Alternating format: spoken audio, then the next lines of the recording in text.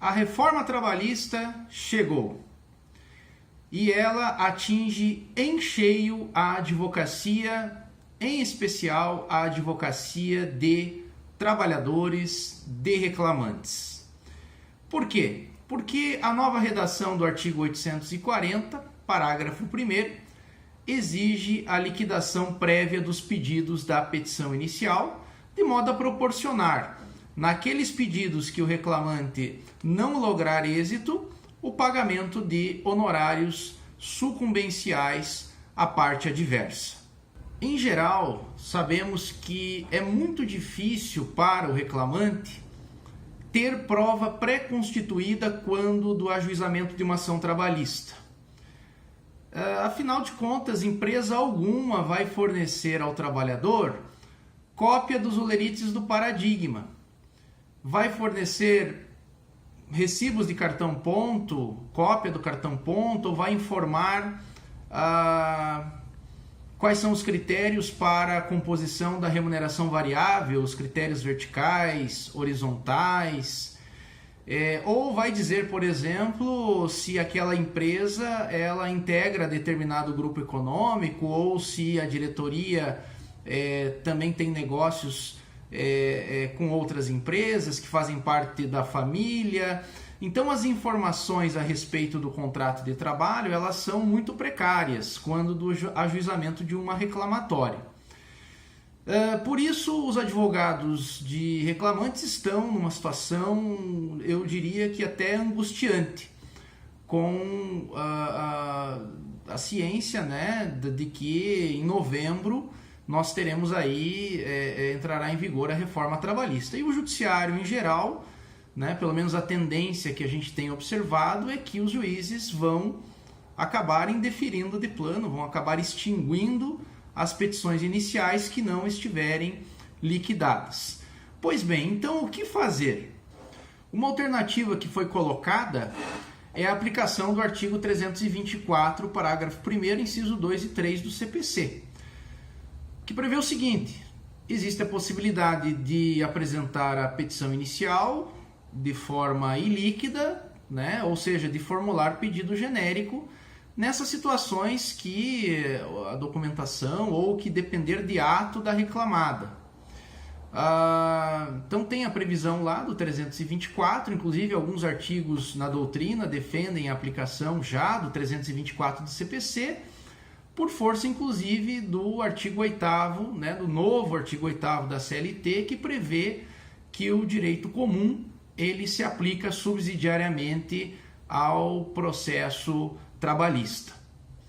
Pois bem, mas e se mesmo assim o juiz entender pela extinção do feito, se o judiciário extinguir as iniciais que não estiverem liquidadas? Bom, aí a situação fica um pouco mais complicada para o advogado de reclamante. Eu não vejo outra alternativa senão ingressar com 3 procedimentos numa situação como essa. O primeiro deles, uma ação prévia, né, um procedimento prévio de exibição de documentos para que a empresa forneça olerites de paradigma, recibos de cartão ponto, ou cópia do cartão ponto, PPP, PPRA, etc., documentação que não está de posse do reclamante. Então a primeira solução seria uma ação de exibição de documentos, artigo 396 do CPC. Porém, a ação de exibição de documentos ela não suspende nem interrompe o prazo decadencial para ajuizamento da ação trabalhista, aquele prazo de 2 anos.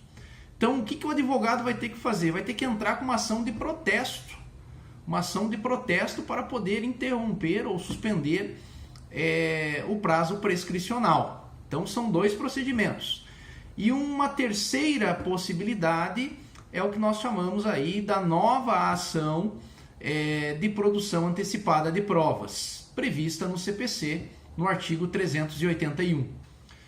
Essa ação de produção antecipada de provas, ela era conhecida lá no CPC de 73 por ação cautelar de produção antecipada de provas. Por quê? Porque ela só era admitida nas hipóteses de urgência. Então, é uma testemunha, por exemplo, que tem uma doença grave, tá para morrer, um prédio que tá para cair, e você precisa produzir desesperadamente a prova de modo antecipado a distribuição da ação. Então você entrava lá no CPC de 73 com uma ação cautelar de produção antecipada de provas. Pois bem, o CPC de 2015 trouxe algumas inovações e ele permite a produção antecipada de provas sem necessariamente haver urgência. Está lá no artigo 381. O 381, inciso 2 e 3, deixa muito claro, quando existir a chance de autocomposição, ou seja, de conciliação prévia, e quando o prévio conhecimento dos fatos possa justificar ou evitar o ajuizamento da ação.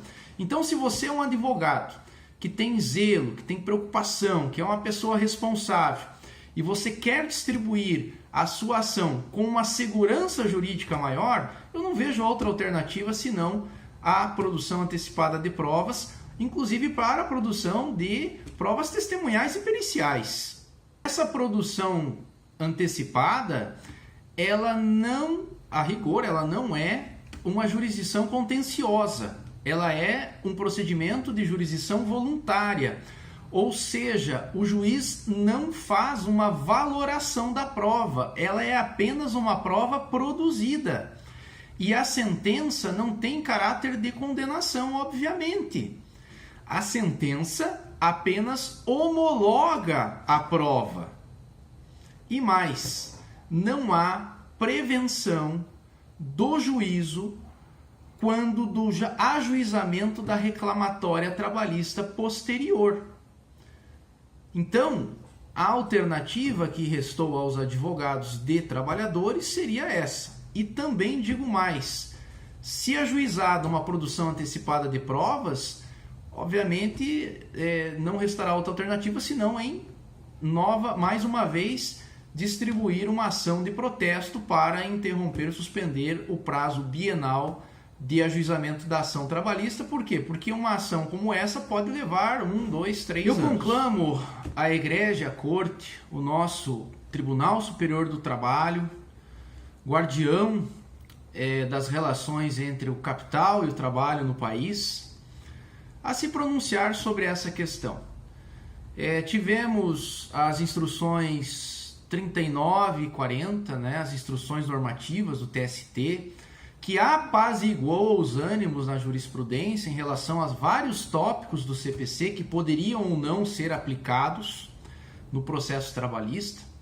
Mas eu conclamo o nosso egrégio, a nossa colenda, corte, o TST, sobre essas questões, né? São questões que estão deixando os advogados bastante aflitos, angustiados, alguns felizes, outros tristes. Está gerando uma incerteza muito grande no ar, e porque uma coisa é certa, se o judiciário seguir o que está previsto na lei e indeferir a petição inicial que não for liquidada, só vai restar aos advogados e reclamantes ajuizar a exibição de documentos, produção antecipada de provas e ação de protesto. São mais 3 procedimentos na já assoberbada justiça trabalhista, na nossa querida justiça trabalhista. E aí o que vai acontecer? Aí a tentativa de diminuir o número de ações, o tiro vai acabar saindo pela culatra. Por quê? Porque nós temos hoje 3,5 milhões de ações trabalhistas e vamos passar a ter, além das reclamatórias trabalhistas já ajuizadas, vamos ter mais 3 procedimentos. Isso vai elevar o número de processos para mais de 10 milhões. Então conclamo a nossa corte, os nossos queridos ministros, né, de saber, de se pronunciar se teremos uma instrução, uma recomendação normativa a respeito disso. Um grande abraço, muito obrigado.